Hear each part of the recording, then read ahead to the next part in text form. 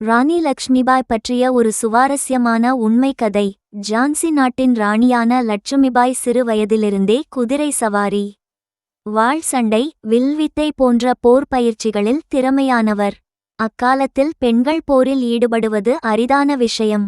அவரின் கணவர் இறந்தபின் ஆங்கிலேயர்கள் உங்களுக்கு நேரடி வாரிசு இல்லை என்று கூறி ஜான்சி நாட்டை கைப்பற்ற முயன்றனர். ஆனால் ராணி தைரியமாக, என் ஜான்சியை நான் ஒப்படைக்க மாட்டேன் என்று அறிவித்தார். 1857 கிளர்ச்சியின் போது ராணி லட்சுமிபாய் ஆண் போர்வீரர் உடை அணிந்து தனது சிறு குழந்தையை முதுகில் கட்டிக்கொண்டு குதிரையில் போர்க்களத்துக்கு சென்றார். அவர் பயன்படுத்திய குதிரையின் பெயர் பாதல். போரின் போது ஆங்கிலேயர்கள் கோட்டையை சூழ்ந்தபோது ராணி குதிரையுடன் கோட்டையின் உயர்ந்த பகுதியிலிருந்து தப்பித்து வெளியேறினார் என்று பிரபலமான வரலாறு கூறுகிறது. இறுதி வரை போராடிய அவர் 1858இல் வீர மரணம் அடைந்தார். அவரின் தைரியம் காரணமாக எதிரிகளாக இருந்த ஆங்கிலேயர்களும் கூட அவரை பாராட்டினர்.